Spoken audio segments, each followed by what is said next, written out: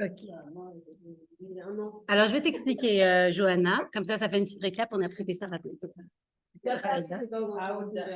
Ok. Donc, notre thème de l'année, en fait, c'est des concepts de base, en Kabbalah. Ça veut dire qu'on aborde le monde, pas avec nos yeux matériels, mais avec des yeux spirituels. Donc, qu'est-ce qu'on essaye de faire? On essaye de voir c'est quoi la dimension spirituelle de chaque chose qui nous entoure et de chaque chose qui est en nous. Là, on avait parlé des mondes spirituels. On a passé beaucoup de temps dessus. On a parlé des créatures spirituelles, des anges. Et maintenant, notre chapitre, il parle de l'âme de l'homme. On parle de l'aneshama. Qu'est-ce que c'est l'aneshama? Alors, l'aneshama, c'est une partie d'Hachem qui est en nous et qui nous donne la possibilité d'être partenaire de Dieu dans ce monde matériel. Ça veut dire quoi? Ça veut dire qu'en fait, nous, on n'est pas seulement des créatures de Dieu au même statut que toute la création que Dieu a fait pendant les 6 jours de la création. Nous, on a un statut différent dans la création du monde. Il y a des gens qui vont dire, non, l'espèce humaine, c'est comme l'espèce animale, juste qu'on est une espèce, que nous, notre espèce, on s'est plus développé. Mais en fait, a priori, on est comme les autres animaux, juste qu'on a réussi à développer notre statut. On est donc plus, on est civilisé, on est plus amélioré, entre guillemets. Mais en fait, c'est pas du tout ça. Selon la Torah, c'est même pas selon la Kabbalah ou la Chassidut ou quoi que ce soit. Selon même les psukim de la Torah, quand on nous parle de la création de l'homme, c'est complètement différent. La création de l'homme, elle est complètement différente de la création des autres créatures, même de la création des animaux. Dans quel sens? C'est que dans 3 choses. Numéro 1, avant de créer l'homme, Hachem a consulté les anges. C'était une décision. Même si la décision, évidemment, elle était prise avant même le début de la création. Mais c'était un choix. Le reste de la création, ça passe juste comme ça. Hachem, il a dit que la lumière fut, Et pour la création de l'homme, il parle avec les anges, il leur dit, Nassé, Adam, venez, on va faire un homme. La deuxième différence, c'est que l'homme, il a été créé Betsalmenu, à notre image, à l'image de Dieu, à l'image des créatures célestes. Toutes les autres créatures, elles sont une représentation de Dieu d'une manière ou d'une autre, mais de manière très, très restreinte. Elles sont une manifestation de Dieu dans le monde. Pourquoi? Parce que chaque chose qui existe dans le monde, chaque chose matérielle qui existe dans le monde, elle existe grâce à la force que Dieu leur donne de pouvoir exister. Hachem, il donne comme une sorte d'énergie dans la matière, il met de l'énergie dans la matière pour que la matière puisse exister. Donc, tout existe par le pouvoir de Dieu. Mais la manifestation de Dieu dans toutes les autres créatures, elle est infiniment inférieure par rapport à la manifestation de Dieu qu'il y a dans l'être humain. Pourquoi?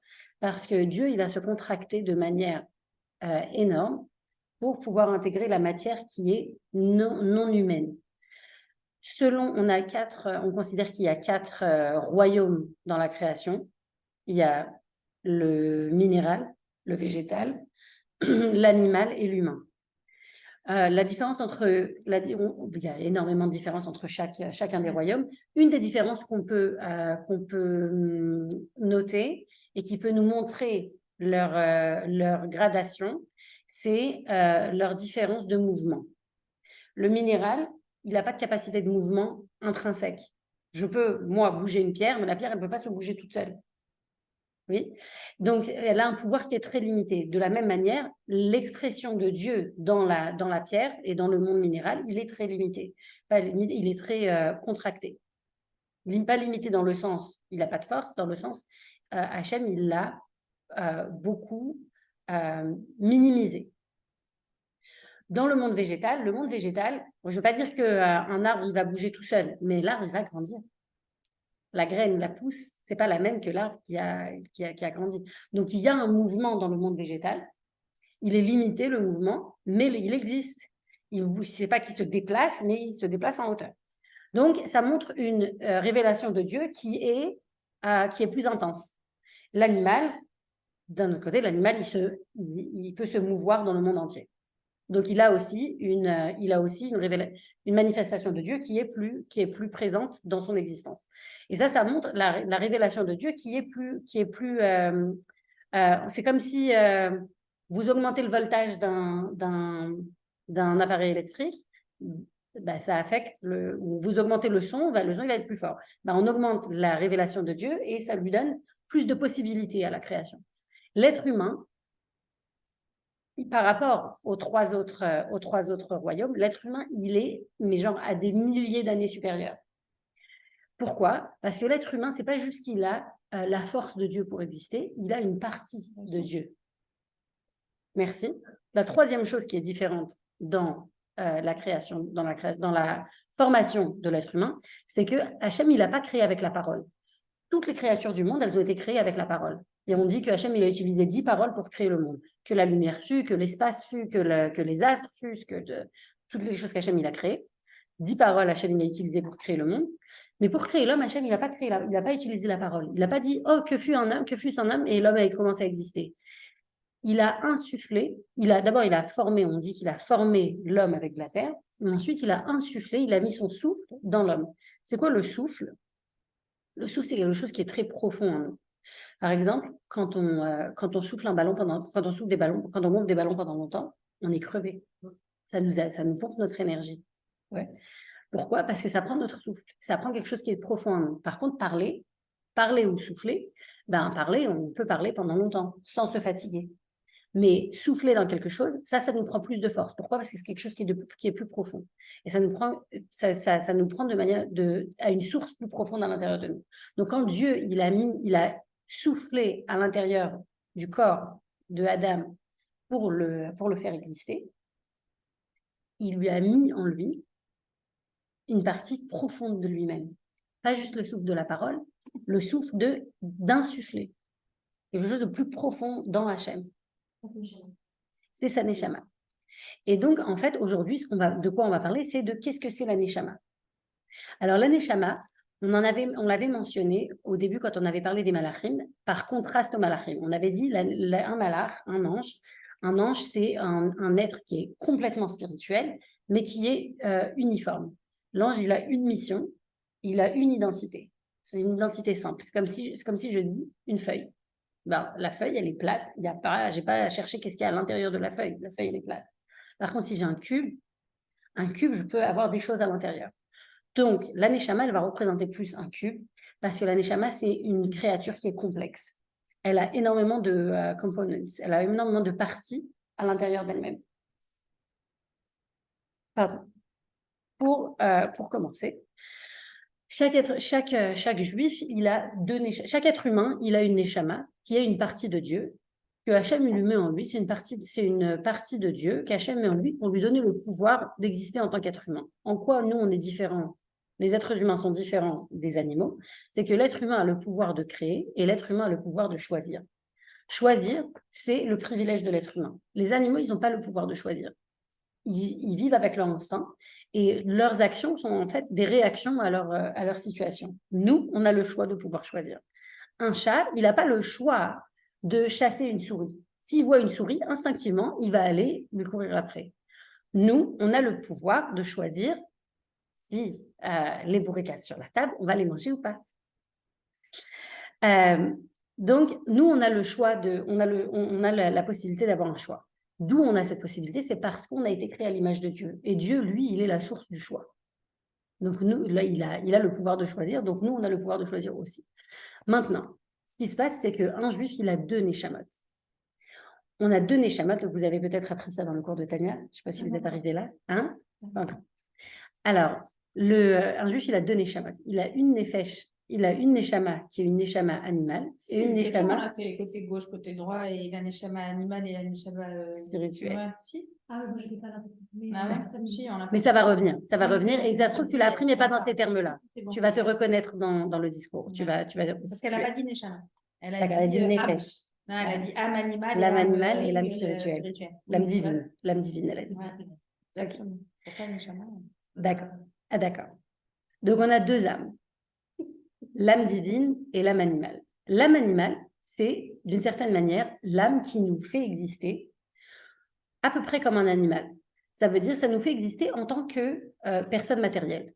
Ça nous donne le pouvoir toutes nos qualités physiques. Elles sont dues à cette neshama, la neshama animale. L'âme animale, elle nous permet de vivre, d'exister, de voir, mais ça a aussi elle a aussi des capacités intellectuelles, mais pas forcément spirituelles. Des capacités intellectuelles, ça veut dire notre faculté d'analyser, d'observer, de réfléchir. Les animaux, ils n'ont pas cette faculté. Il y a certaines espèces animales, il y a certains animaux qui ont une faculté par exemple, ils ont des moyens de communication qui sont le résultat d'une réflexion d'une certaine manière. Mais ce n'est pas une réflexion qui est comparable avec la réflexion humaine. De la même façon, l'intériorisation des émotions. Les émotions, c'est quelque chose qui est purement humain. Maintenant, on va dire que les animaux, ils ont aussi des émotions, mais pareil, de manière beaucoup plus limitée que les êtres humains. Alors, j'aime bien donner l'exemple des chiens, parce qu'on dit souvent que les chiens, ils ont des émotions et ils ont tout un monde émotionnel développé. Et moi, j'aime bien apporter l'exemple qu'en fait, les chiens, les maîtres, ils n'ont pas du tout de problème à laisser leur chien seul à la maison toute la journée. Alors qu'on ne ferait pas ça avec un enfant, on ne laisserait pas un enfant seul à la maison toute la journée. Pourquoi? Parce qu'émotionnellement, il ne peut pas réagir différemment. Parce qu'un animal et un être humain, ce n'est pas façonné et ce n'est pas programmé de la même façon. Donc, même si on peut attribuer à des animaux des qualités humaines, en fait, c'est des reflets d'une certaine manière. L'être humain, toutes ses capacités émotionnelles et intellectuelles, elles sont à des milliards de niveaux supérieurs par rapport à ce qu'on pourrait observer chez des animaux qui puissent être similaires. Maintenant,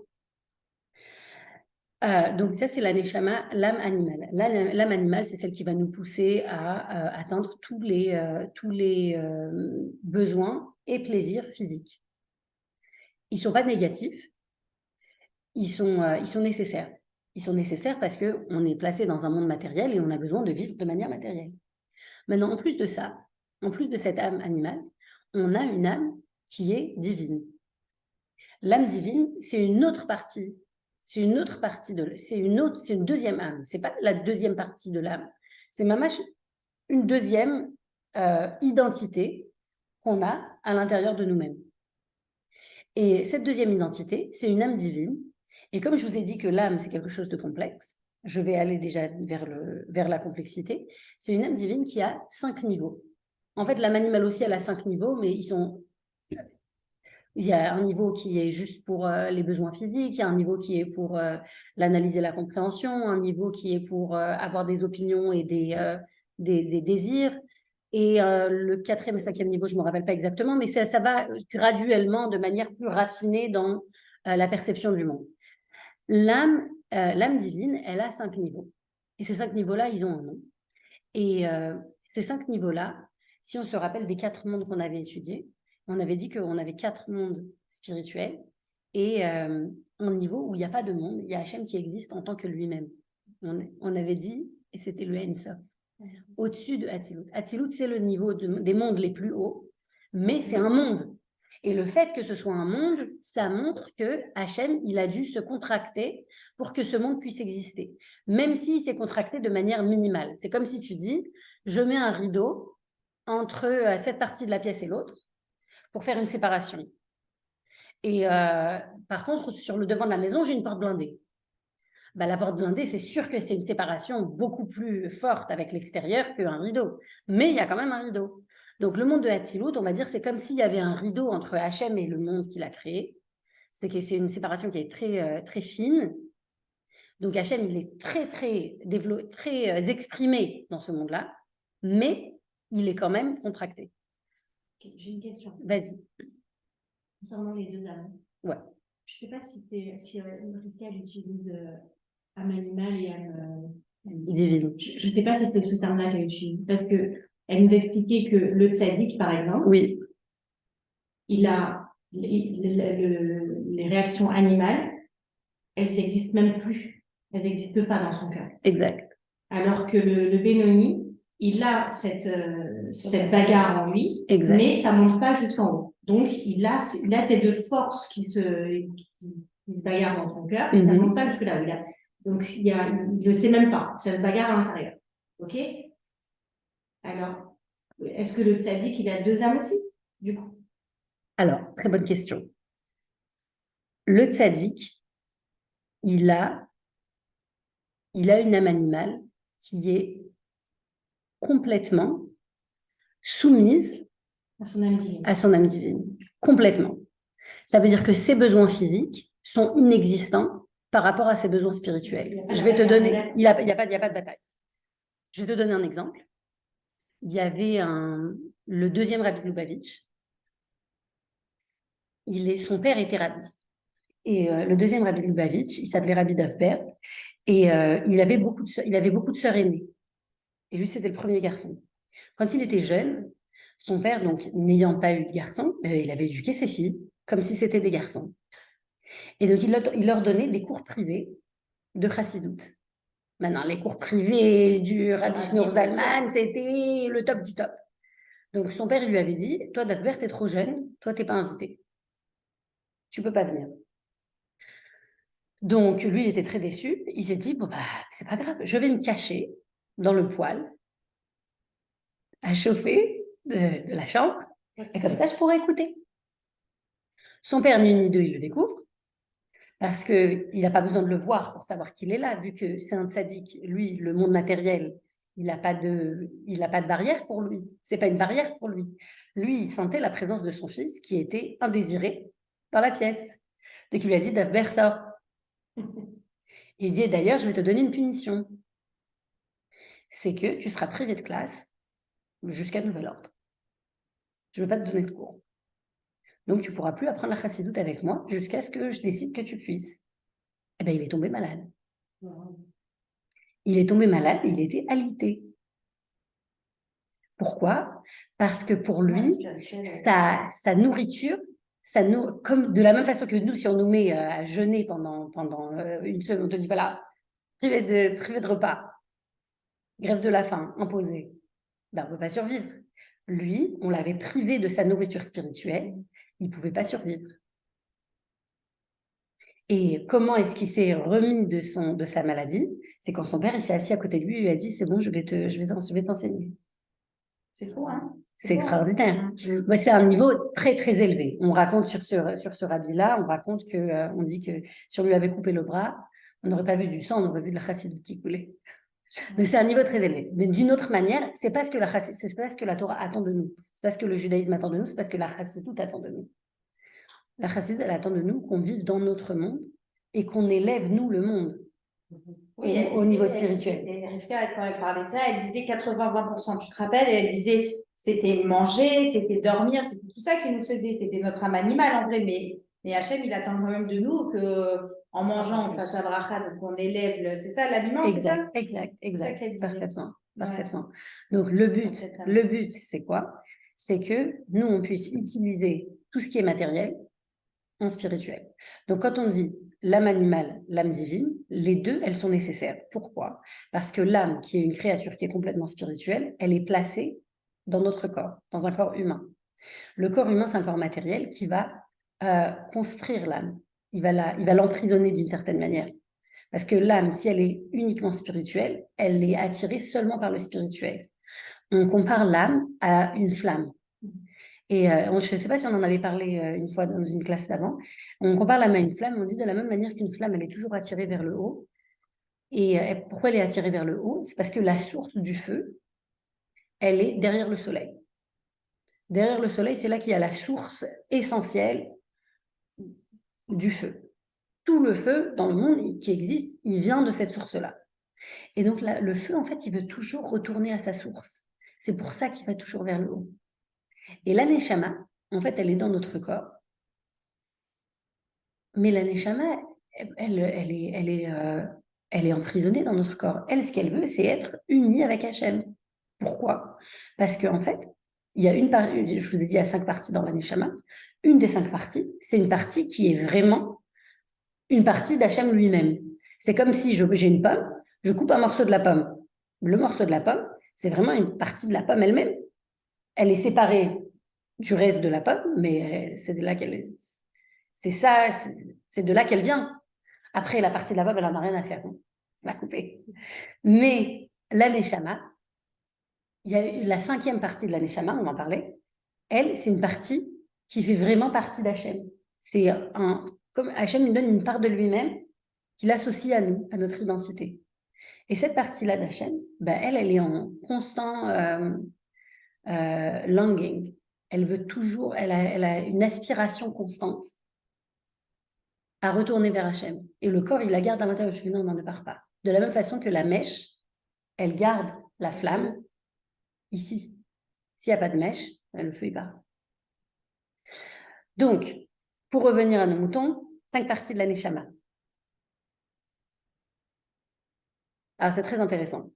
Imaginez que vous avez un ordinateur, un ordinateur avec des données. Il y a des données que vous avez dans le cloud et des données que vous avez dans l'ordinateur lui-même.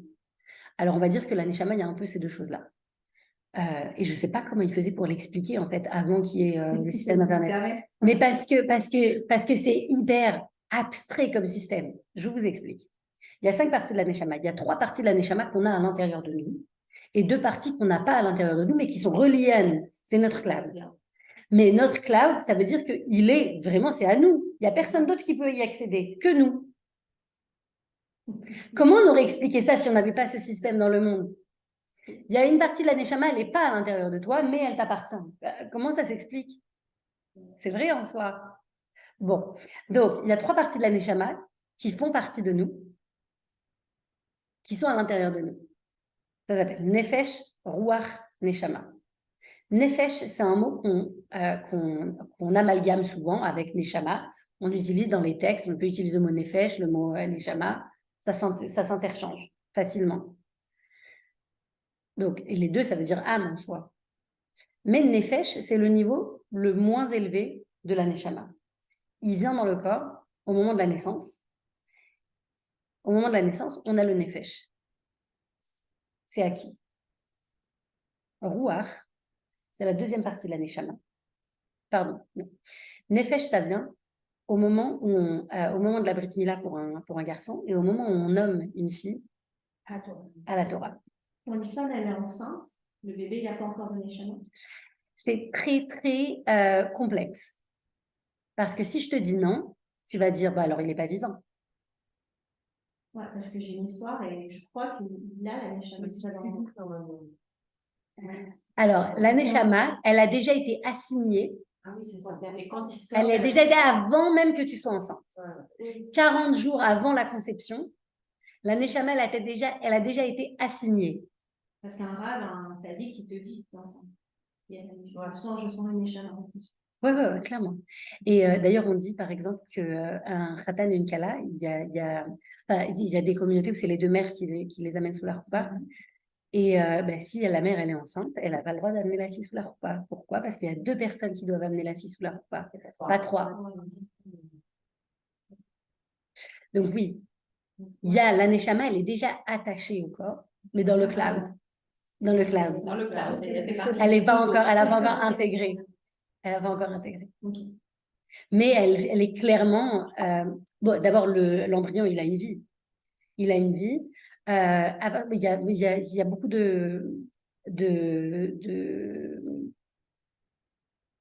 d'acouillottes. C'est des fine lines. Parce que à partir de quel moment le bébé est considéré comme un bébé à part entière, c'est vraiment dans les détails de détails. Ça veut dire jusqu'à 40 jours, il est considéré d'une certaine manière. Après 40 jours de conception, il est considéré d'une autre manière. Une fois que le bébé, il est viable, il est considéré d'une autre manière. Donc, il y a différentes étapes. Halakhiquement, il y a des répercussions. Par exemple, à partir de quel moment, si le bébé ou la mère est en danger, et on doit faire un choix. À quel moment on fait le choix de la mère, à quel moment on fait le choix du bébé. Ça, c'est très compliqué. Reste Shalom, ne sois pas dans cette position. Hein. C'est... donc, halakhiquement, il y a ça qui vient en compte. Mais c'est vraiment les fine lines. Bref, donc, on continue. Ruach.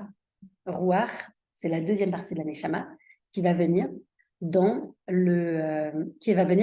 de la Bar Mitzvah. Attends une seconde. Nefesh, ça vient à la naissance. Pardon. Non, excuse-moi. Nefesh, ça vient à la naissance. Ruach, ça vient quand on nomme et quand on fait la Brit Mila. Et Neshama, ça vient à la bar bat mitzvah. Je resitue. Okay. Ça vient à bar bat mitzvah.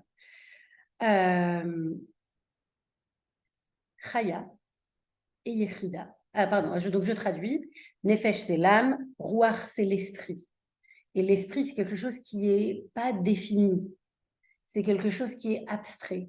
Donc, avoir la possibilité d'avoir des pensées et des réflexions abstraites sur la divinité, sur le bien et le mal, sur tout ce qui a rapport à la spiritualité.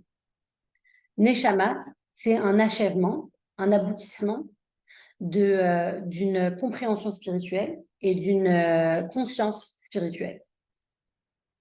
D'ailleurs, j'ai utilisé le mot conscience, on va dire que les 3 parties de la Neshama qui sont en nous, ça représente notre conscience spirituelle. Et les 2 autres parties, ça va représenter notre subconscient. Le subconscient, c'est quelque chose qu'on n'est pas tout le temps aware de notre subconscient, mais il existe et il fait partie de nous. Et on va agir et réagir en fonction de notre subconscient, qu'on le sache ou non. On est d'accord ? De la même façon, Chaya et Yechida, Chaya, c'est la vie, et Yechida, c'est l'unité. L'unité, on peut le comprendre comme l'union ou comme l'unité, c'est un, que c'est unique. On peut le comprendre dans les 2 sens. Ça peut être soit notre union totale avec Dieu, ou alors le fait qu'on est unique. Donc, ces 2 parties-là de la Neshama, majoritairement des cas, ça ne va pas venir dans notre corps. Ça va rester dans les sphères spirituelles, intactes, séparées de notre corps, mais elles sont intimement connectées avec notre vie. Mais de manière générale, ça ne va pas rentrer dans notre corps. Chaya, ça va venir dans le corps d'une personne qui a énormément travaillé sur elle-même pour se raffiner et pour atteindre le niveau du tzaddik. Le niveau du tzaddik, c'est un niveau où le mal n'a plus de présence à l'intérieur de nous, on n'a plus d'attirance vers le mal, on n'a plus d'attirance vers la matérialité. Pas que j'assimile la matérialité avec le mal, mais tout ce qui est négatif, tout ce qui est séparé de Dieu, n'a plus d'importance dans notre vie. C'est une vie qui est axée à 100%, j'insiste sur le 100%, sur le spirituel. À ce niveau-là, on peut avoir le niveau de la prophétie. Donc, on comprend que c'est exceptionnel. La Yechida, c'est un niveau de tzaddik gamour, le tzaddik total, le tzaddik parfait, ou alors pour ceux qui meurent al-Kiddush Hashem, ceux qui sanctifient le nom de Dieu par leur mort, eux, ils atteignent le niveau de Yechida. Lo alenu, que ça ne nous arrive pas. On n'a pas d'aspiration à arriver au niveau de Yechida. Parce que le but, ce n'est pas de mourir pour le nom d'Hachem, c'est de vivre pour le nom d'Hachem. Mais dire que celui qui donne sa vie pour Hachem, il atteint le niveau de Yechida, ça montre quand même l'importance, dans les circonstances appropriées, la valeur, pas l'importance, la valeur de donner sa vie pour Hachem. Encore une fois, c'est pas quelque chose qui est encouragé, c'est si tu es dans la situation. Ouais. Et que c'est ça qui... Par exemple, les Juifs qui étaient dans des périodes de persécution et qu'on leur disait « convertis-toi ou on te tue » et qui disaient « non, je vais mourir pour rester juif », ça c'est la Yechida. Alors, je vais vous raconter une histoire qui n'est pas une histoire de persécution, où on voit la Yechida qui se manifeste. La Yechida, c'est la partie d'Hachem. C'est comme si... je ne sais pas si c'est un exemple qui est réaliste, mais j'ai envie de donner cet exemple pour donner une idée. Imaginez quelqu'un qui est adopté. Ouais. Elle est adoptée depuis sa naissance. Elle a grandi dans une autre famille. Et un jour, elle découvre quelqu'un de sa famille et ils commencent à se découvrir les uns les autres. Et la personne de sa famille biologique, elle lui dit « Ah là là, c'est marrant. Nous aussi, dans notre famille, on a ce trait de caractère. Nous aussi, dans notre famille, on est comme ça. Tu as des traits de caractère de notre famille. » Mais d'où ça vient? D'où ça vient qu'elle a des traits caractériels? Ils n'ont pas du tout grandi ensemble. A priori, il n'y a pas de raison. Mais comme dans leur DNA, dans leur ADN, il y a cette connexion, mais c'est indéfectible.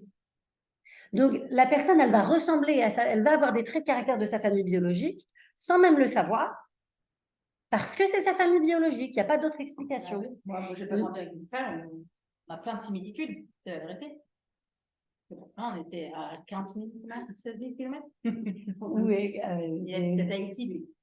ton frère, il a grandi à Tahiti. Ouais. Ton frère, il vivait à Tahiti. Moi, Toi, quand tu es né, tu habitais en France. Ouais. Et lui, il habitait à Tahiti. Mon demi-frère. Ok, d'accord. Ouais. Bah, voilà, exactement.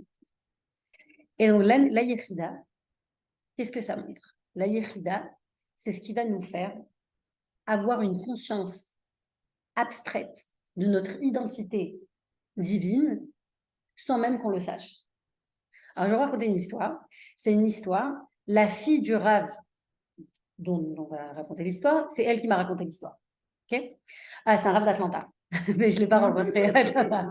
Sa fille, elle habite ici, en Floride. Elle habite dans ma communauté. Ok, donc c'est un Rav à Atlanta.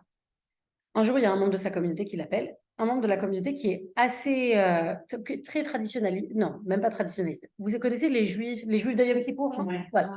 Un juif de Yom Kippour, dans le jeu. Qui le finisse à l'heure ou qui le finisse à l'heure?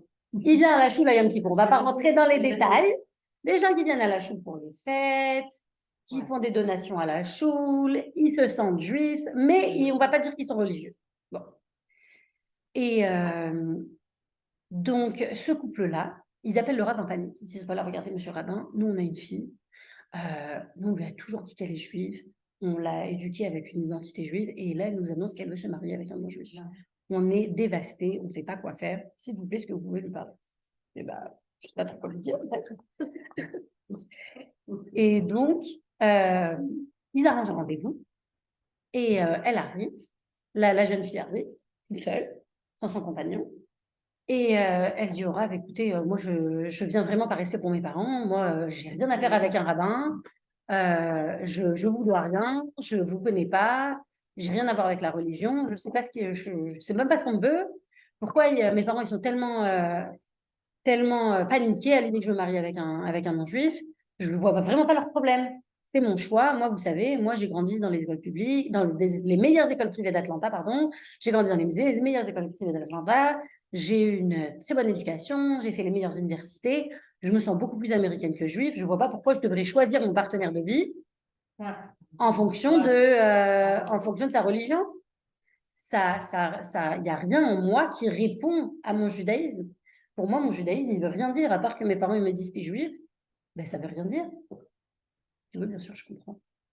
En gros, je comprends. Tu as dit que tu es américaine et que tu te sens très américaine. Si ton fiancé, il était canadien, est-ce que tu te serais mariée avec lui quand même? Bah, ça n'a rien à voir. Ouais, je vois pas le problème. Oui, bien sûr, tu as raison.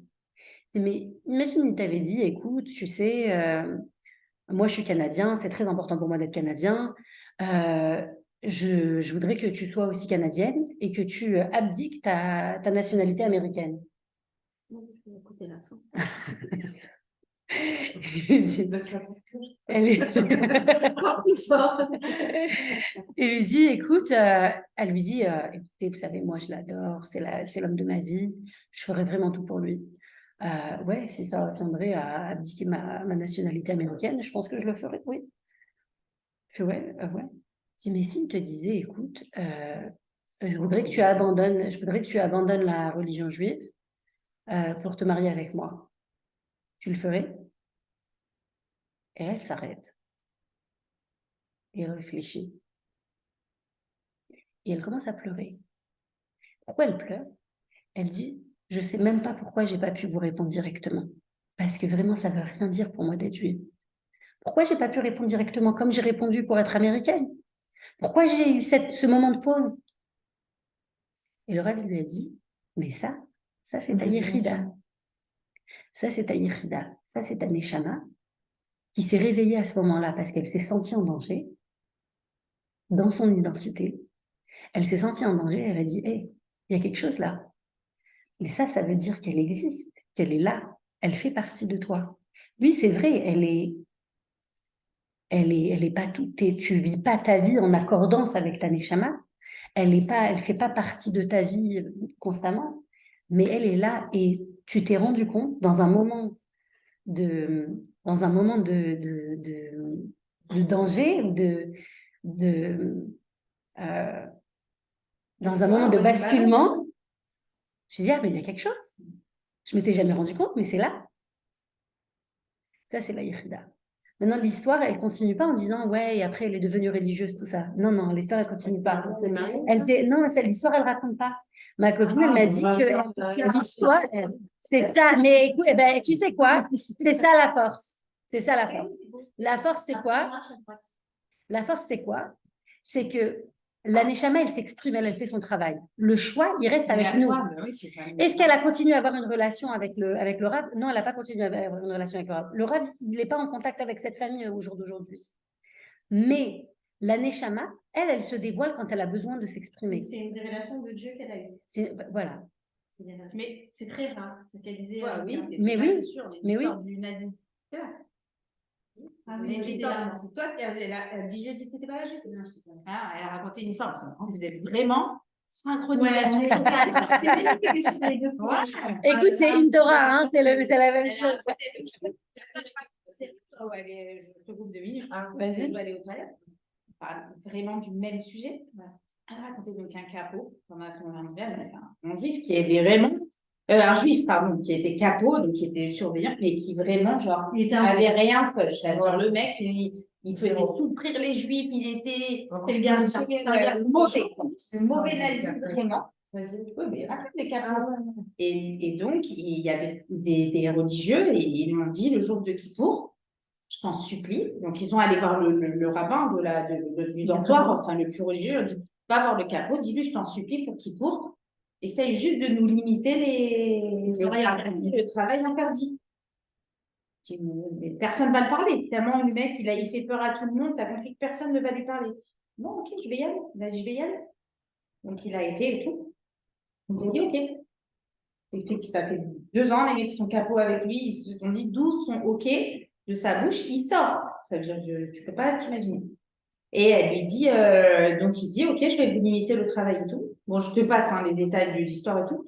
Le jour de Kippour arrive, les soldats, ils viennent. Il leur dit comme travail, avec des chiffons secs, de nettoyer les vitres de vos baraques. Lui, il lui donne vraiment, tu vois, du travail pas interdit. Là. Et donc, les soldats, ils viennent et tout, ils disent pourquoi. Non, ils viennent, oui, ils savent que c'est Kippour, pardon. T'as vu, même un peu d'eau. Ils savent que c'est quoi, ils disent, le buffet. Non, le buffet, c'est ça qu'elle dit. Non, ils ont prié, en fait. Ouais. Et les soldats, quand ils sont arrivés, ils sont allés voir le capot. Non, ils sont allés voir le capot et ils leur ont dit pourquoi tu les as laissés prier? Il a dit parce que c'est Kippour. Ils m'ont demandé et c'est Kippour. Et de là, ils sont arrivés après, genre comme ils ont compris que c'était un jour, machin, ils sont arrivés avec toute cette bouffe et ils leur ont dit maintenant vous mangez. Vous mangez ou vous mourrez. Ou vous mangez ou vous mourrez. Maintenant ils crèvent la dalle tous. Et ils disent tous, non, c'est Kippour, on peut pas manger. Ils sont allés voir le capot. Et lui, voilà. Ils sont allés voir le capot, ils ont dit, ou il mange, ou c'est toi qui meurs. Donc lui, il aurait pu les obliger. Bah, il a dit non, il est mort. Il est mort dans ce fameux. Il a dit non, aujourd'hui c'est Kippour. Ouais. Il a eu cette étincelle d'âge. Il n'a jamais rien eu. C'est lui qui est mort. Ouais. Je dis, elle a raconté cette histoire. Mais les autres. Bah non, lui, il est mort. Mais on sait pas les autres. La Yechida, elle va s'exprimer de manière très rare parce que c'est l'instinct de survie. On ne peut pas vivre tout le temps avec notre instinct de survie. On n'est pas toujours en panique. C'est genre, ouais, c'est le panic button. Tu vois? Donc, tu ne peux pas vivre tout le temps avec la panique. Tu l'utilises vraiment pour les moments de cas extrêmes. Par exemple, mais c'est comme, 911. Tu ne vas pas les appeler à chaque fois que ton enfant il tombe. Tu les appelles quand c'est vraiment grave. La Yechida, elle se dévoile quand il y a vraiment une nécessité. Non, c'est pas seulement ça. C'est pas quand il y a vraiment seulement une nécessité, parce qu'il y a des fois, il y a plein de situations où il y a des nécessités. Donc j'ai mal formulé. Non, c'est différent. C'est pas que dans les moments de nécessité. Mais il y a des moments où c'est quand il y a la Neshama, elle se sent en danger, et il y a des moments où c'est Mamash. On ne sait pas pourquoi à ce moment-là. Le capot, ça se trouve, il a mis des centaines des dizaines de juifs à la mort. Tu vois. Mais à ce moment-là, c'est sa Neshama qui s'est réveillée. Exactement. Il y avait une histoire d'un voleur, un grand bandit, un juif qui est un très grand bandit. Et après des années et des années qu'il était bandit, c'était le plus grand bandit de sa région, il s'est fait capturer et on lui a dit, tu sais quoi, Yossele, si tu décides de te convertir, on va te pardonner tous les vols que tu as faits, tous tes crimes, on va te les pardonner, tu pourras commencer nouveau, tout frais.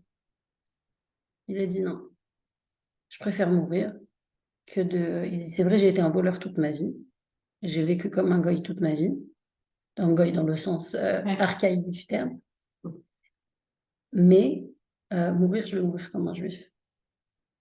Ça aussi, c'est la yéchida. C'est vraiment, comme l'inconscient qui se réveille. C'est comme, c'est l'identité de l'aneshama qui dit, mais on me met en péril. Et on peut pas m'oublier complètement. J'existe. Et vous avez besoin de savoir que j'existe. Donc oui, c'est très rare. On ne peut pas compter dessus. C'est ça le truc. Sur quoi on compte? On compte sur le travail de notre neshama, sur notre travail à nous, de comment être en contact avec notre neshama au jour le jour. C'est sur ça qu'on compte. Donc ça, c'est pour les 5 niveaux de la neshama. La neshama, dans sa globalité, elle est... la neshama, elle a 2 aspects. Elle a son aspect global et son aspect unique. Dans son aspect global, toutes les neshamot, elles viennent de la même source. Elles viennent d'Hachem. C'est une partie d'Hachem. Mais dans leur aspect unique, de la même façon qu'on peut dire tous les êtres humains, ils appartiennent à la même espèce, mais chacun, il a son apparence spécifique. De la même façon que l'apparence humaine, elle est différente. Il n'y a pas de personnes qui sont complètement identiques, même les jumeaux, même les vrais jumeaux. De la même façon, les neshamot, elles ont leur identité propre. Comment ça se fait? C'est que la yéchida, elle va venir du même endroit. C'est une partie d'Hachem. Il n'y a pas de différence entre la yéchida d'une personne et d'une autre. Mais toutes les autres parties de la neshama, elles vont provenir d'un autre niveau. La yéchida, je vous dis, elle vient d'Hachem lui-même, avant même le niveau de Hatzilut. Hatzilut, on avait dit, c'était le monde le plus spirituel. Donc, à partir du moment où on a le mot monde, on a le mot recouvrement. Donc, le monde de Hatzilut, même si c'est le plus spirituel, il a un recouvrement. La Yechida, elle vient du niveau d'Hachem, où Hachem, il est lui-même Ensof. Ensof, c'est infini. On avait expliqué l'ironie du mot infini qui inclut en lui le mot fini, si vous vous rappelez. Donc, Ensof, c'est le niveau infini d'Hachem. Hachem, comme il est lui-même, dans son identité propre. La Chaya, elle va venir du monde de Hatzilut. Chaya, ça veut dire la vie, mais c'est le 4e niveau de la Neshama, qui est aussi pas inclus qui est pas à l'intérieur de qui intègre pas notre corps. Le 3e niveau, il va venir du monde de Bria, donc le 3e monde. Neshama, ça vient du monde de Yetzira, le 2e monde. Et Nefesh, ça vient du monde de Assia. Non, ça vient du monde. Non.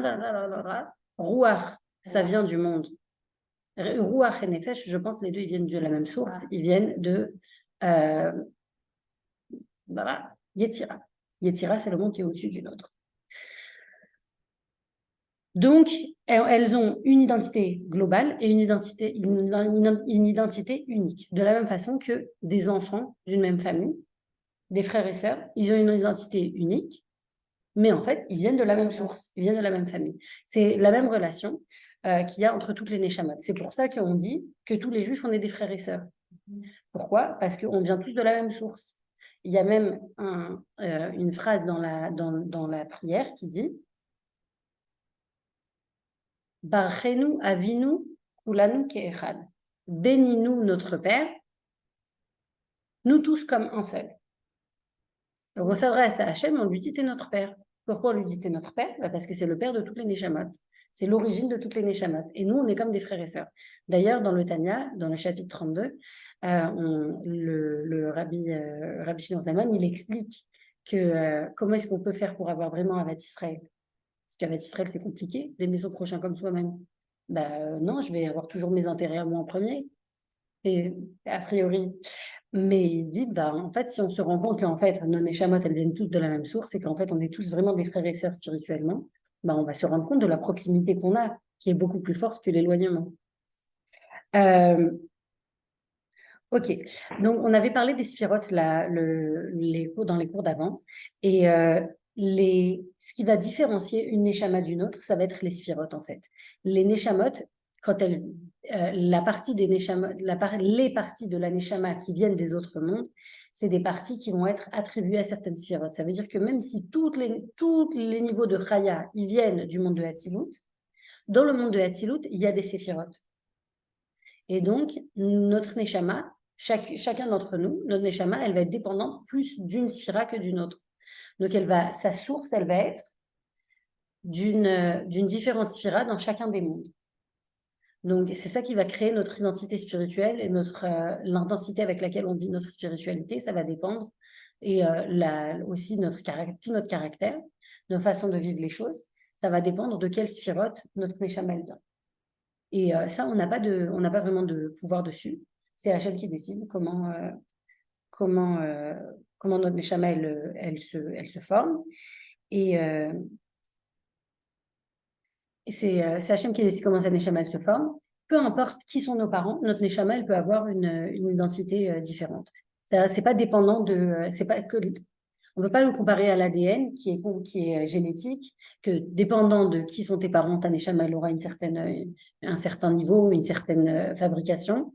Pour les Neshamot, c'est complètement différent. C'est Hachem qui décide comment les Neshamot elles sont façonnées.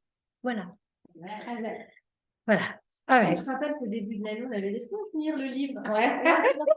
T'as vu ça? Je vous avoue que les 2 derniers cours, je crois, on avait vraiment réduit la cadence. J'avoue qu'il y avait ça. Alors, on va être... on va commencer à la page 65. On lit pour récapituler tout. En fait, à chaque fois, elle fait une petite intro avec des histoires et des concepts.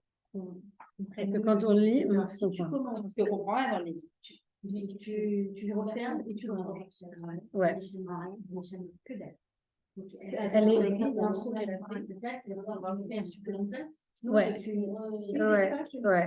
Donc, la Neshama, c'est une entité, mais comme j'avais dit, c'est une entité très complexe. Donc, les Neshamot,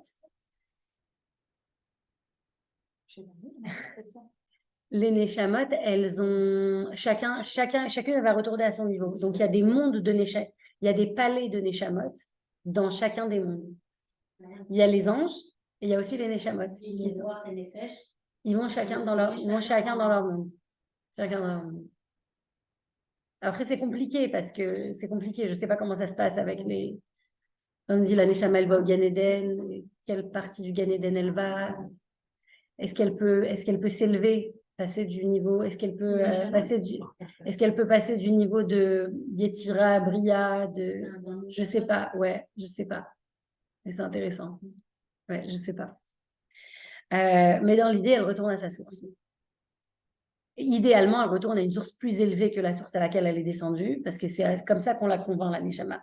On dit, regarde, comment on convainc la Neshama de descendre sur Terre, dans le corps? Parce que la Neshama, c'est comme un embryon. Elle est dans le ventre de sa maman. L'embryon, il ne veut pas sortir. Et d'ailleurs, quand le bébé il sort, il veut rester avec sa maman 24/7. On est d'accord? Pourquoi? Parce que c'est le retour à la source. Donc, la Neshama, comment on lui dit, écoute, regarde, tu vas aller sur Terre, tu vas aller dans un corps. La Neshama dit, non, laissez-moi tranquille, ça ne va pas. Moi, je suis bien ici. Il lui dit, non, mais regarde, si tu descends sur Terre, sur Terre, tu auras la possibilité de mettre en action tout ton potentiel. Et en fait, la Neshama, le but de son existence, bien qu'elle soit complètement spirituelle, le but de l'existence de la Neshama, c'est de venir sur Terre pour pouvoir influencer le corps matériel à faire des choses spirituelles. C'est ça le elle bilan. revient si jamais elle n'a pas fait ce qu'elle devait. Voilà, c'est Exact, exact. C'est à chaque fois parce qu'elle a un petit coup. La Neshama, elle a une mission. Est-ce qu'elle a une seule mission? Est-ce qu'elle peut avoir plusieurs missions? C'est une très bonne question. Vraiment, j'ai aucune idée. Si elle n'a pas fini sa mission, elle doit revenir. Si elle n'a pas fini sa mission, elle doit revenir. Ouais. Il y a une très, très, très belle histoire, magnifique histoire alors c'est un chassid de Rabbi Shlomo Zalman qui vient le voir. Alors, c'était un des plus grands chassidim. Il avait une femme qui était aussi une très grande sadéquette. Et ils ont eu un fils. Leur fils, depuis qu'il était tout petit, il était surdoué, hyper intelligent, meilleur à l'école, tellement que quand il avait 11-12 ans, son père, il a dû le retirer du cheder, il a dû le retirer de l'école pour lui donner des cours particuliers parce qu'il avait dépassé ses moyens, ses profs de manière... Et donc, l'enfant était vraiment surdoué. Et qu'est-ce qui s'est passé? C'est que cet enfant-là, il a été influencé par le monde de la Scala, le monde des Lumières. Le monde des Lumières juives. Il y avait le monde des Lumières, on connaît le mouvement des Lumières au 16e, 17e siècle, au 17e, 18e siècle, pardon. Le mouvement des Lumières. Donc, il y avait le mouvement des Lumières non juifs, les philosophes, les révolutions, les mouvements de pensée. Et dans le monde juif, il y a eu aussi un mouvement de Lumière. Ça a été le début du mouvement réformé. Donc, Mendelssohn, c'était un juif allemand qui a commencé à dire, bon, écoute, on ne peut pas continuer à vivre comme ça, comme des juifs reclus et dans notre coin et obscurantistes. On a besoin de s'émanciper. Donc, l'émancipation du monde juif, ça a été un mouvement énorme. Et ça a été un mouvement énorme qui a eu énormément de succès parce que c'était tellement, tellement tentant. Les Juifs, ils vivaient vraiment ils étaient vraiment opprimés. En Europe, c'était la catastrophe. C'est pas seulement, on dit les ghettos, mais il faut se rendre compte qu'en fait, le Juif, il n'avait aucun statut social. Tu pouvais marcher dans la rue, te faire tabasser, personne qui aurait rien fait. Tu peux même pas aller te plaindre. C'est Baruch Hashem que je suis restée en vie. Tu pouvais vivre ta vie normalement. Un non-juif, un policier qui vient t'arrêter un jour, il fait oui, le voisin, il a dit que tu as tué quelqu'un. Amener des preuves? Non, il n'y a pas besoin de preuves, tu as tué quelqu'un.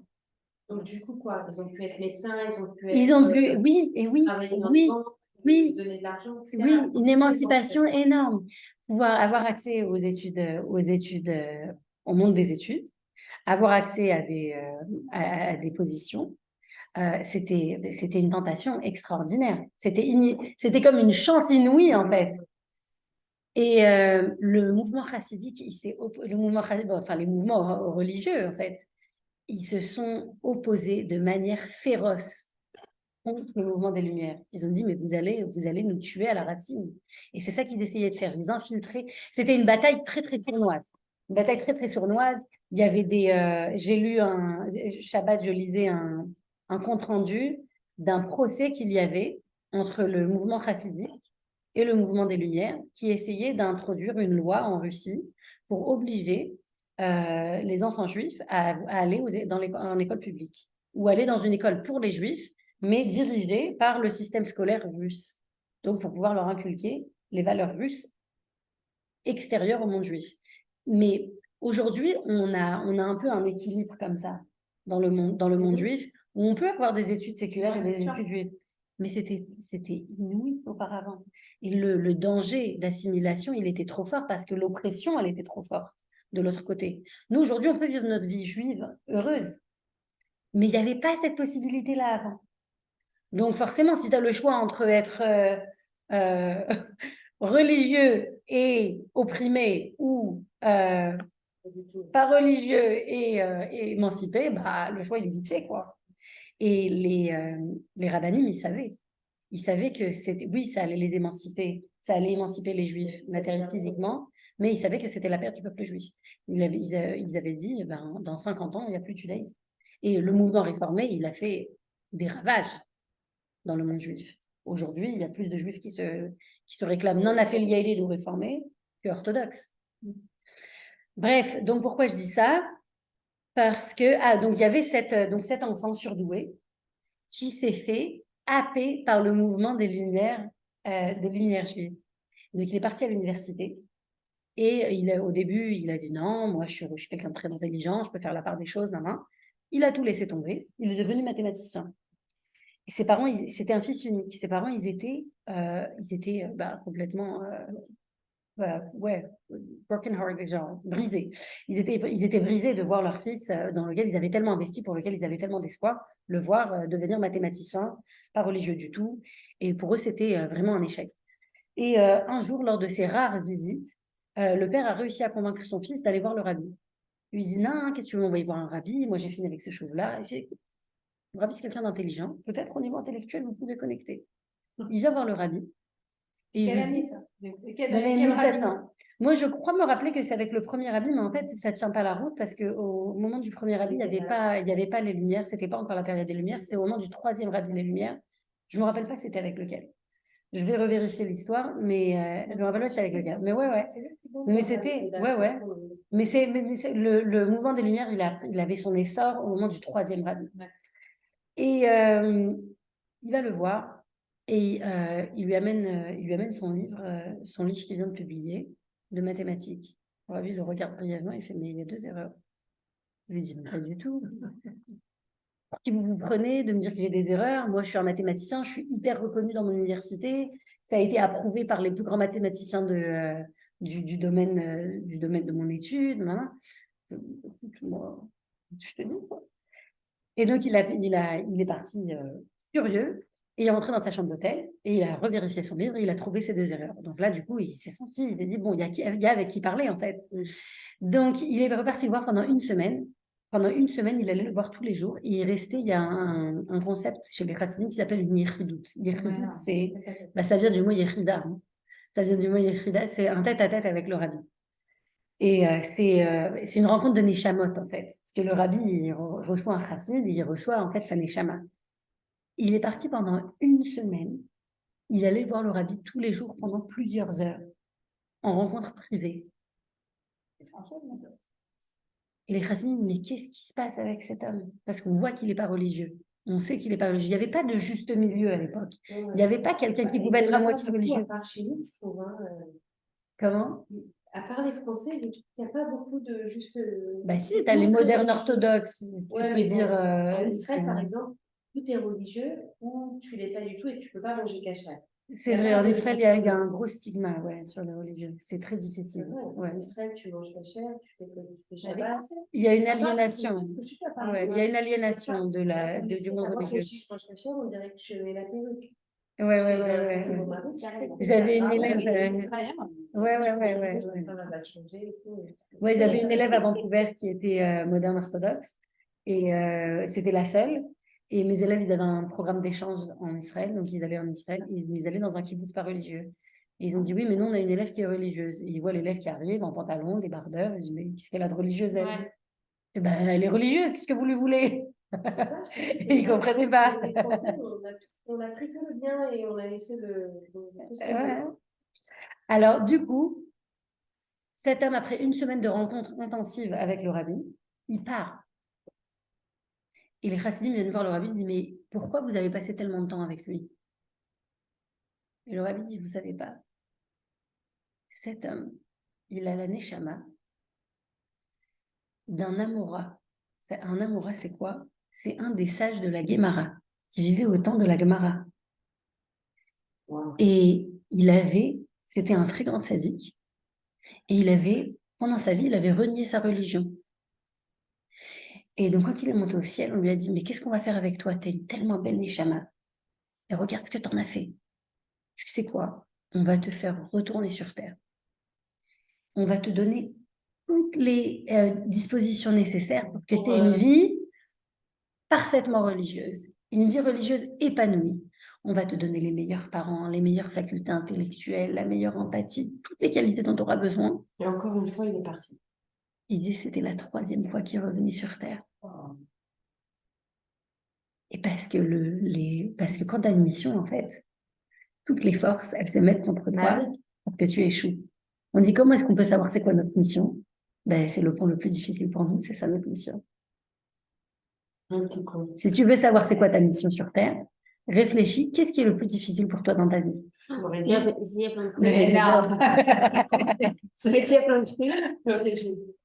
Et ça peut être ça. Ça peut être ça. Tu crois que c'est ça? Tu crois que ma neshama elle veut comment? Non. Honnêtement, non. Faudra réfléchir à autre chose. Non, je réfléchis. Non, ça va, elle rigole. Bon, on va commencer à la page 65. On a le paragraphe du milieu qui dit « Aucune âme ne ressemble à une autre ».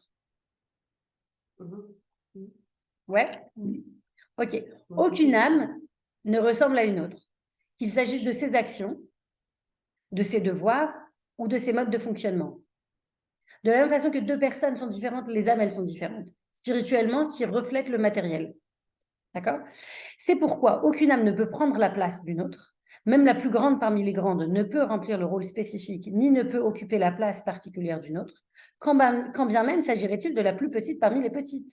Si par exemple, vous avez le prof de maths qui dit à votre élève de 5e, je vais te faire le devoir, il peut le faire, oui, il a la capacité de le faire. Donc la neshama, si c'est une neshama qui est très grande, elle peut dire à la petite neshama, je vais te faire ton boulot. Mais c'est pas possible, parce que c'est pas ça, c'est pas elle. Elle peut pas prendre la place d'une autre neshama. C'est pourquoi le judaïsme manifeste un profond respect pour la vie humaine. Chaque personne est unique, aucune vie ne peut en remplacer une autre, rien ni personne ne peut prendre sa place. Et de la même façon, la mission de chaque neshama est unique. L'âme, dans son état primordial, c'est-à-dire avant de rejoindre le monde de l'action ou le monde physique dans lequel on est, constitue une entité spirituelle distincte, unique, du fait qu'elle est une combinaison particulière de diverses séphirotes des différents mondes. On avait dit elle est attachée à différents mondes, 4 mondes, elle a des séphirotes de chacun des 4 mondes. Même si chaque âme est plus proche d'une séphira que d'une autre, elle ne dépend jamais d'une seule et unique séphira. Généralement, les âmes sont le produit de la combinaison des sphirotes. Pour une seule âme, il existe des centaines et des milliers de combinaisons de formes diverses. On peut donc dire des âmes humaines qu'elles diffèrent en fonction des sphirotes qui ont déterminé leur combinaison, puis des modalités de cette combinaison, et enfin, du niveau des mondes d'où chaque âme est issue. Bon, c'est un petit peu complexe. Alors, ça veut dire quoi? Ça veut dire qu'on a dit il y a 4 mondes. Dans chaque monde, il y a 10 sphirotes. Disons, une neshama, elle va prendre la sphira 1 et 4 du monde 4, la sphira 2 et 6 du monde 3, la sphira 3 et 4 du monde 4. Ça, c'est son identité. Une autre neshama, elle va prendre des autres sphirotes d'un autre monde. Ça fait que notre ADN spirituel, il est différent. Et comme il y a 10 sphirotes dans 4 mondes, imaginez combien de combinaisons on peut faire. Donc, on peut avoir des identités spirituelles différentes. Chacun, il a une identité spirituelle différente. Et c'est pour ça qu'on vit le monde, on vit le monde d'une manière différente chacun. Chacun, on va vivre la même situation, on va la vivre différemment. Ben, c'est pour ça. Mais, dans tout cela, nous sommes encore dans le domaine du spirituel et de l'abstrait. Là, on a parlé de la confection de la neshama. Comment la neshama, elle est créée. Mais on ne parle pas de la neshama telle qu'elle est dans ce monde-là. Donc, or, la principale action de l'âme, sa véritable valeur, ne réside ni dans son abstraction, ni dans son éloignement du monde matériel, mais au contraire, très précisément, dans son rapport à la matière et au monde créé. La neshama, elle est parfaite comme elle est, mais elle a aucun but en existant en tant que neshama. Son seule façon d'exprimer son potentiel, c'est d'être dans un corps humain. Car c'est seulement au sein du système extrêmement complexe de relations qui unissent l'âme à la fois au monde extérieur et au corps qui l'héberge, qu'elle est capable de s'élever à des niveaux bien supérieurs à ceux qu'elle pouvait atteindre en tant qu'essence abstraite, séparée, dans cet état incorporel que l'on appelle le jardin d'Éden d'en haut, donc le Gan Eden. Ce processus d'union de l'âme et du corps, la descente de l'âme dans la matière, constitue dans une certaine perspective la tragédie profonde de l'âme. On dit que le traumatisme originel des êtres humains, c'est la naissance. On dit la naissance, c'est un traumatisme pour l'être humain.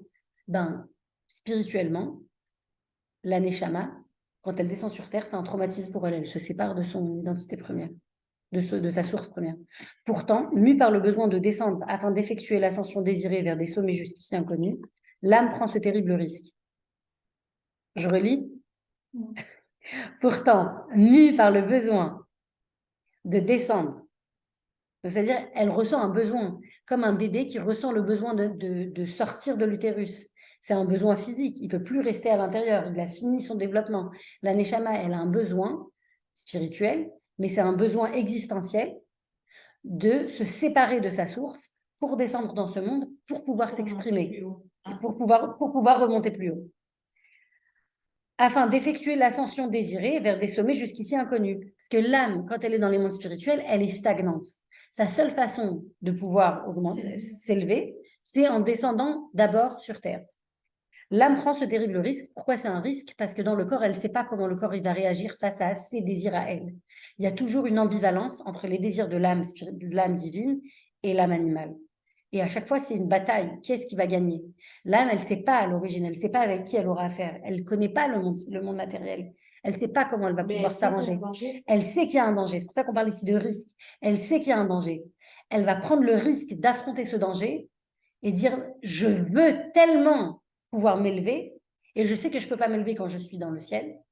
Je veux tellement pouvoir m'élever que je vais prendre le risque de descendre pour pouvoir m'élever. » Donc nous, en fait, on a cette responsabilité envers notre Neshama. On en avait parlé.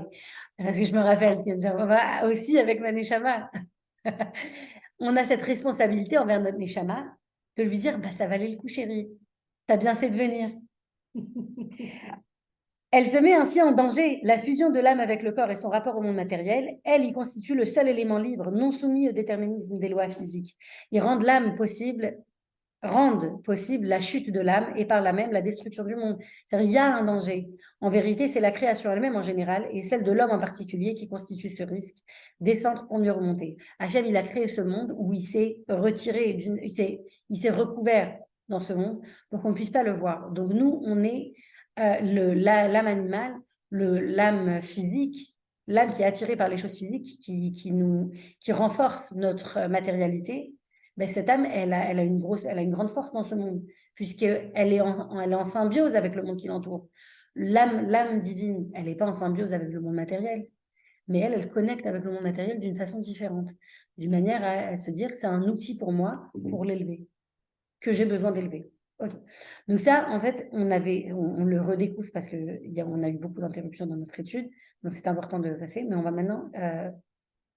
maintenant se concentrer sur les 5 étages de l'âme. D'accord? Si je peux me permettre, je vais vous faire sauter à la page 70. On va revenir à la page 67. Je vais sauter à la page 70. Il y a un petit schéma.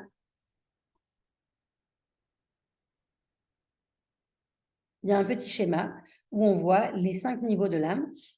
Nefesh, Ruach, Neshama. Vous les voyez au milieu? Nefesh, Ruach, Neshama, Chaya, Yechida.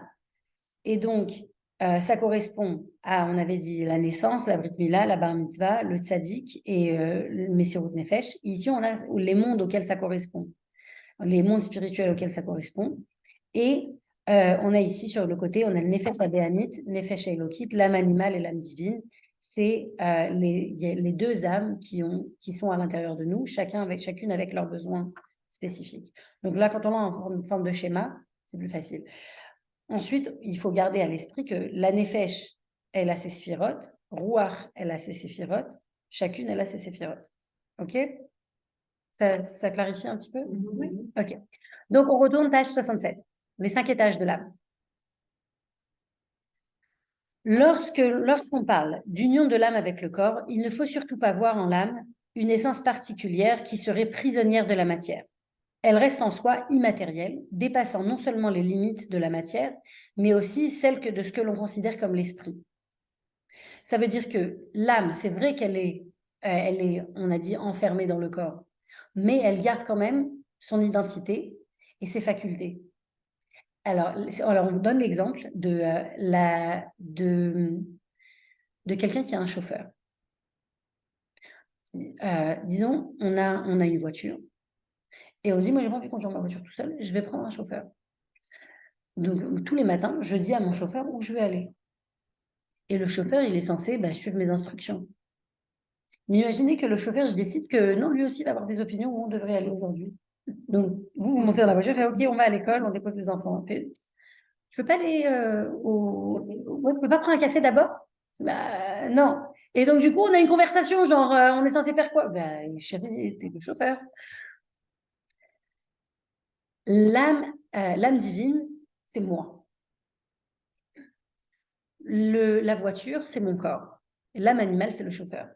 Le chauffeur, c'est lui qui dirige parce que c'est lui c'est lui qui sait conduire. Mais c'est moi, en fait, qui décide.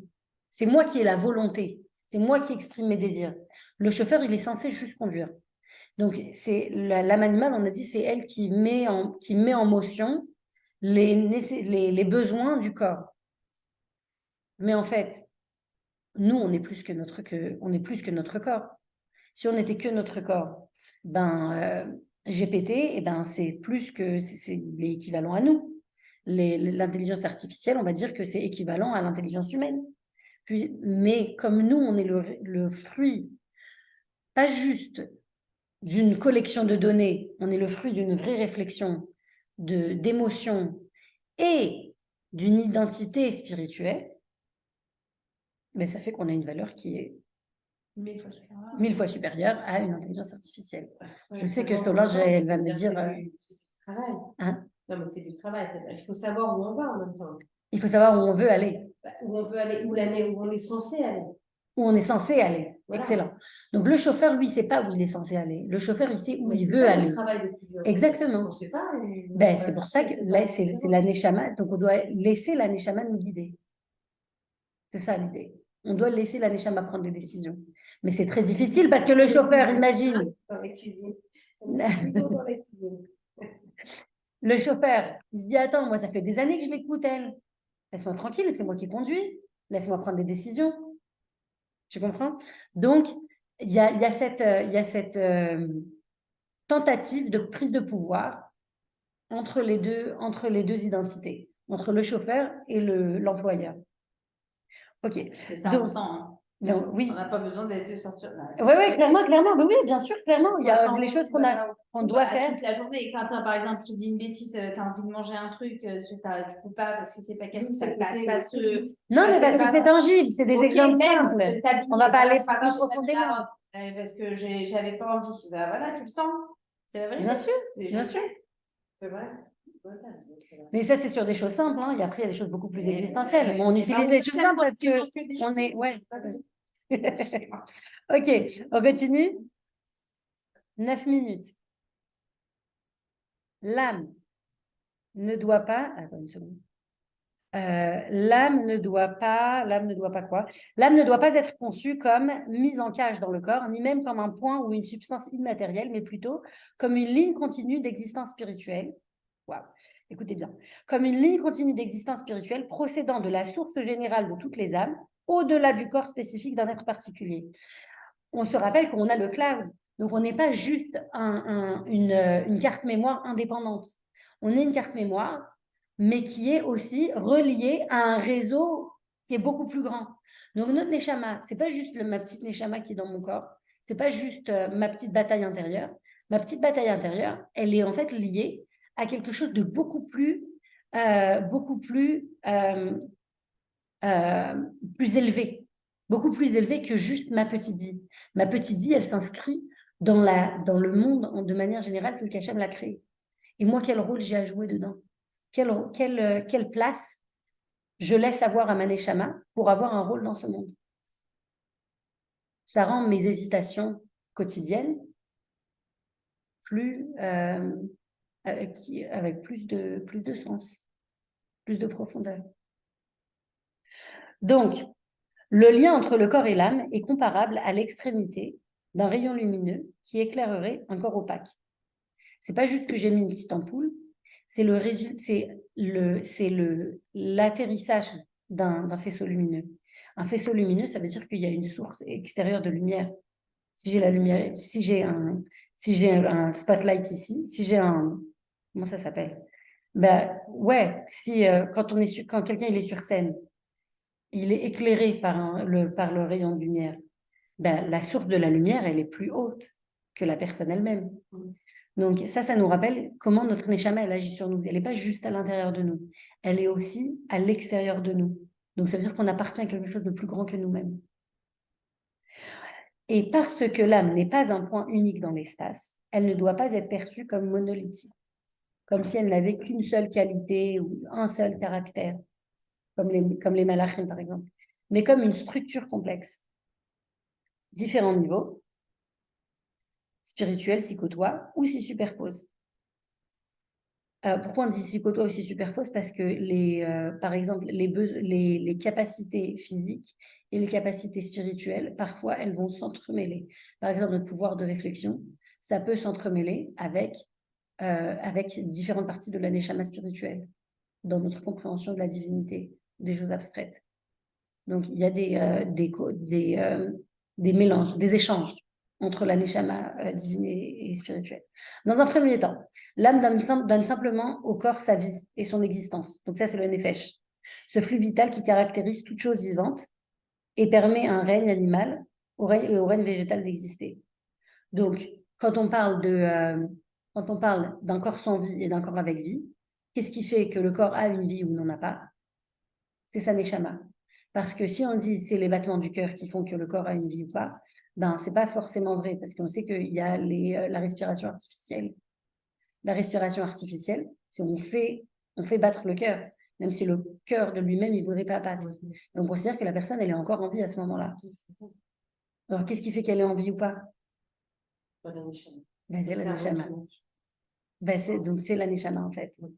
Donc ça correspond à ça ça décrit le pouvoir de la neshama, de la nefesh abéamite, l'âme animale. Ensuite, elle détermine le caractère propre de chaque individu, l'âme de l'homme en tant qu'élément particulier au sein de la création. Quand l'âme, elle va s'exprimer au-delà de son existence physique, c'est un autre niveau de la neshama. Autrement dit, une âme humaine, à son niveau le plus élémentaire et le plus fondamental, que l'on appelle nefesh, c'est non seulement cette force vitale qui permet à l'homme d'exister, de se mouvoir et de procréer, mais c'est aussi ce qui permet à l'homme de penser, d'imaginer, de rêver. Les animaux, ils rêvent pas. Cette étincelle divine, qu'est l'âme, anime donc le corps humain avec une vitalité qui ressemble à celle qui anime le reste du vivant, mais d'une manière infiniment plus complexe et puissante que dans les autres formes de vie. C'est qu'ici, à l'élan vital, viennent s'ajouter le spirituel et l'émotionnel. Et cependant, en dépit de cette complexité, ce niveau de l'âme n'en est pas moins appelé Nefesh Abéamite, l'âme animale. Donc toutes ces qualités qui nous distinguent du reste de la création, ça reste quand même au niveau physique, au niveau qui est considéré matériel. Alors qu'on parle de choses qui sont quand même subtiles, mais ça nous distingue en tant qu'être humain, pas en tant qu'être purement spirituel. La neshama, la nefesh elokit, l'âme divine, c'est comme si on dit une flamme et un spot électrique. Ça n'a pas le même éclairage. C'est un petit peu pareil entre l'âme animale et l'âme divine. C'est pas comparable. Donc, c'est que, tout en leur étant supérieure,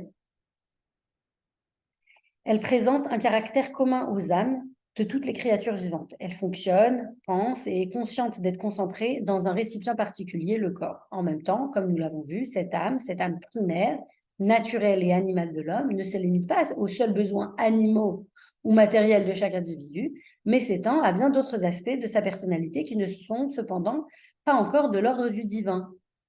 Ça veut dire que tous les êtres humains sont capables de réflexion, sont capables de penser, sont capables de discerner, mais ça reste pas encore divin. Et en soi, ce qui va être différent, c'est que l'âme divine, elle est spécifique au peuple juif. Et c'est ce qui va faire un juif un juif. C'est ce qui va faire d'un juif un juif, c'est son âme divine. Donc, tous les êtres humains sont créés avec une âme animale. Le juif, il est créé avec une âme divine. Mais l'âme animale, on a vu. Alors, une seconde. L'âme animale, on a vu. L'âme animale, c'est pas seulement pour nos besoins juste vitaux, vitaux en tant que créature vivante. C'est aussi dans notre capacité à réfléchir, dans notre capacité à ressentir, dans notre capacité à analyser, toutes les qualités humaines, elles existent chez tous les êtres humains. Dans ce sens-là, l'homme est créé à l'image de Dieu, indistinctement de sa religion. Mais l'âme divine, c'est quelque chose qui va transformer l'être humain en juif. Et alors, ça veut dire quoi? Ça veut dire que les personnes qui ne sont pas juives, mais qui se disent spirituelles, par exemple. Oui. Ouais. Oui, non, ouais. Ouais, je vois ce que tu veux dire. Oui, je vois ce que tu veux dire. Oui. Oui, personne. c'est une très bonne question. C'est une très bonne question. Pas de L'âme divine. Alors, l'âme divine, alors, ça va vouloir dire que c'est le Zania, il en parle, on dit, il y a des gens qui sont pas juifs, mais qui sont, tu vois que c'est des gens qui se distinguent du reste de l'humanité en positif. On dit ces gens-là, c'est que la source de les justes parmi les nations, par exemple, c'est exactement ça. La source de la neshama, la source de l'âme animale, de manière générale, elle vient d'une source qui est considérée une source impure. C'est une source spirituelle, c'est une âme, mais c'est une source qui est considérée comme une source impure. Mais chez certaines personnes, ils vont avoir l'âme animale qui vient d'une source intermédiaire. On avait parlé du monde intermédiaire dans un des cours. Et donc, en fait, il y a le monde de l'impureté, le monde de la pureté et le monde intermédiaire. Le monde de l'impureté, il reste toujours dans le monde de l'impureté.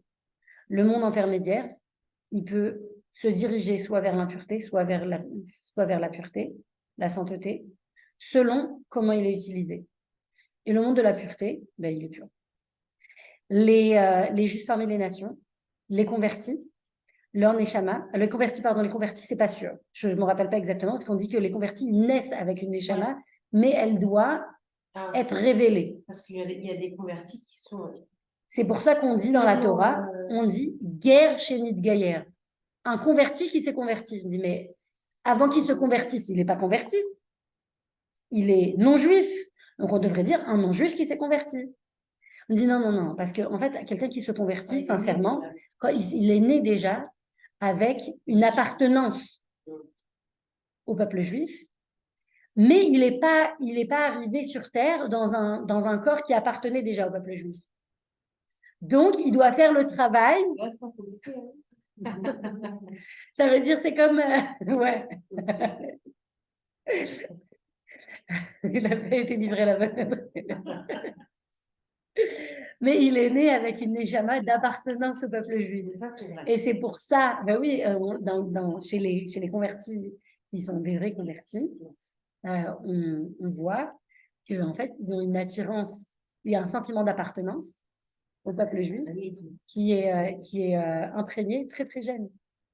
Et dès qu'ils ont un pouvoir de réflexion ou de développement intellectuel, ils s'en rendent compte.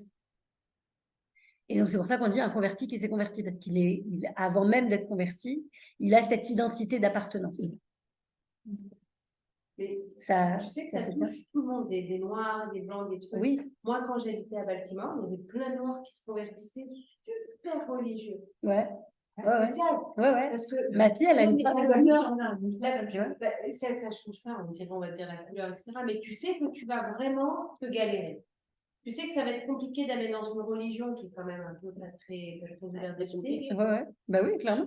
Et tu t'es attiré, ils sont attirés et ils ne veulent pas bouger, quoi. Ils sont nés avec cette neshama qui est exact. C'est spécial. Moi, j'ai grandi en Guadeloupe avec. Bon, il y a une seule synagogue en Guadeloupe. La période d'ouragan. Mais j'ai grandi, aussi loin que je me souvenir, j'étais petite, il y avait cet entier, c'est un docteur de la communauté, et qui était là, pour moi, il était juif, parce que tous les Shabbats, il était à la synagogue, quoi. Et quand j'ai grandi, il allait passer Shabbat chez tout le monde, et tout, comme si c'était Pierre, il disait en hébreu, il était. C'est spécial. Alors, je disais, mais et pour moi, il était juif. Et après, on pensait, on me dit non, le docteur J, il n'est pas juif, mais depuis qu'il est gamin, il a grandi avec les juifs, et du coup, il savait dans les machin, il connaissait. Mais en vérité, s'il avait juste converti, il aurait été comme ça. C'est spécial. Et il y en a eu plein, on grandit dans quand tu les enfants dans les îles, tu as le risque qu'ils finissent avec des entiers. C'est un oui, bien sûr. Et donc, il y a pas mal de mix. Oui, bien sûr. Des titres qui sont convertis. Il y a même des très religieux, taco, machin, qui ont fini avec des. Comme ça. Hein. Ah oui, le mari, non. Ils sont convertis, elles sont très oui, parce que le mari, je suis là, bien sûr. Moi, je trouve qu'il y a des conversions et des conversions. Clairement. Voilà. J'ai le fils d'une copine à moi, là. Sa copine, elle se convertit. Elle vient des favelas maintenant, à Yalia. Et tu vois comment elle a envie de se convertir. Elle a envie de se convertir comme moi, j'ai envie de manger de la salade. C'est-à-dire que vraiment, elle lit son livre, elle est à bout, ça fait 2 ans qu'elle est dessus. Tu vois, tu lui fais Shabbat, ouais, mais lui, il ne veut pas faire Shabbat. Ah, alors, tu vois pas le truc. Ah, bien sûr. Moi, quand je vois ces conversions, tu vois, je pense pas qu'ils vont recevoir tout de suite l'âme de. Moi, je l'attrape au. Je crois avoir dit les conversions sincères. Oui, c'est ça. Oui, mais bon, Ouais, qui on est pour juger. Ouais, voilà, c'est ça. Après, c'est. Ouais. Mais les rabbinim ont une énorme responsabilité. Et c'est pour ça qu'aujourd'hui, il y a énormément de Mais rabbinim on a qui refusent de faire des conversions. Ah oui, oui. Mais elle va dans un truc où réformiste. ils disent que c'est pas réformiste, mais c'est pas orthodoxe. C'est vraiment c'est entre deux. Tu sais, en Amérique, ils ont laissé la porte ouverte à toutes les planètes, quoi. Il y a 350 cultures différentes de juifs. Elle a choisi celui qui est tranquille. Elle doit lire 2 livres, elle va passer devant 2 rabbins et elle doit répondre aux questions. Oui, bon, c'est pas des conversions. Moi, j'ai une copine à moi pareil, qui s'est convertie, ça lui a pris 7 ans. Elle sait mieux lire que mon mari. Elle est top. J'avais vu une émission. J'avais vu une émission et il comparait comment tu te convertis à différentes religions. C'est donc pour devenir chrétien, tu fais le baptême, on te met quelque chose de beau, c'est bon. Les musulmans, tu dis une phrase, ça y est. T'es pour réduire, vas-y, si, ça, truc, voilà. Moi, je trouve que c'est très bien. Ouais, je suis d'accord. Moi, je trouve que c'est pas une religion où tu peux venir en disant, tu sais quoi, j'ai envie d'être juif, et après tu dis, tu sais quoi, ça m'a saoulé, c'est trop compliqué, je vais être. Tu vois, je trouve que c'est sympa de se taper un peu pour l'être. Sympa. En fait, c'est très respectueux de la personne humaine. Parce qu'en fait, c'est quoi le message de dire on ne veut pas que tu te convertisses? C'est de dire, on pense qu'en tant qu'individu, en tant qu'être humain, tu as un rôle à jouer dans le monde. Tu n'as pas besoin de changer ton identité pour le jouer. Après, je ne parle pas comme on a dit, les convertis sincères, que c'est un guerre chez Gaillère. Que c'est quelqu'un qui est né avec ce besoin, tu vois, ce sentiment d'appartenance au peuple juif. C'est complètement différent. Il y a quand même des niveaux. Non, non. Mais quelqu'un. Nous, en Guadeloupe, moi, je suis dans le couple mixte. Donc, moi, je l'ai su tard que j'étais pas. Je ne savais pas. Il n'y a jamais de différence entre moi et les copains avec qui on a grandi. Et quand je vois des jeunes filles qui ont été converties à l'enfant en Guadeloupe, des Guadeloupéennes qui sont parties en Israël 1 an et qui revenaient, qui étaient converties, mais elles arrivaient en Guadeloupe, elles étaient déjà des shorts à le cul et tout ça, je me dis, mais c'est une blague. Moi, quand j'allais voir le rabbin en Guadeloupe, je me disais, ah, il faut encore attendre parce que machin, c'est une blague, quoi. Ça doit Ouais, bien sûr. Et ici, quand on a entrepris la conversion avec mon mari, on avait contacté à la base le consistoire de Paris parce qu'on tenait absolument à ce que notre conversion soit reconnue absolument par le consistoire de Paris. Parce qu'on ne savait pas qu'on allait rester ici, nos enfants et tout. On disait si jamais ils veulent se marier avec une Française en France et tout. On ne sait jamais. Donc, on avait contacté à l'autre. Et eux, ils nous avaient dit alors, il n'y a que si vous voulez vous contacter, c'est que ce Beldin-là, en Floride, aucun autre. Donc, on était passé par ce Beldin-là. C'était le Beldin? C'était le Beldin de Boca Raton. Ok. Et notre rabbin, qui était, il travaillait avec le Beldin de Boca Raton, mais aussi avec le Beldin Chabad de South Florida. Il disait, mais vous voulez pas des Beldin Chabad, c'est tapis rouge, c'est beaucoup plus rapide que l'autre. Ils sont très exigeants, ils nous demandent une tonne et tout. On a dit, non, nous, non, pas du tout, on veut absolument ce Beldin. Mais à la finale, bon, je suis contente du parcours qu'on a fait parce que ça n'a pas été facile, tu vois. Pourtant, mon mari et moi, on lisait l'hébreu tous les deux couramment. On a grandi tous les deux, Kacher, Shabbat, les on faisait tout, quoi, tu vois. Donc, ça aurait pu être, on aurait pu dire, bon, bah, allez, côté travail, peut-être c'est comme le rabbin nous dit, ils sont moins exigeants ou quoi. Bon, avec le temps, je me dis, bon, c'est bien ce qu'on a fait, mais peut-être qu'on n'aurait pas dû se casser la tête. Je pense qu'il faut penser à ses enfants. Après, c'est très compliqué. Oui, voilà. Bon, sur le coup, là, c'est. Mais bon, je pense que quand tu veux faire un truc, il faut que tu Oui, on penses a à voulu le faire bien. Ouais. Mais ouais. Ça y est, sinon, T'as bien c'est fait, tu sais pas compliqué. dans quelle galère t'aurais été sinon. Oui. Mais à la finale, maintenant, le bed-in de South Florida, il est reconnu par Paris. Ah ouais? Ouais. Parce que un des membres du bed-in, À payer. non, Enfin, non, il est membre du bed-in qui est à, comment il s'appelle l'État où il n'y a pas de taxes? La Floride. Non. en Europe. Non, ici. L'État où il n'y a pas de taxes. Delaware. Il est membre du bed-in de Delaware. Et là-bas, son truc à lui, il est reconnu par Paris, donc du coup, maintenant, ils reconnaissent celui de Saint-Florida.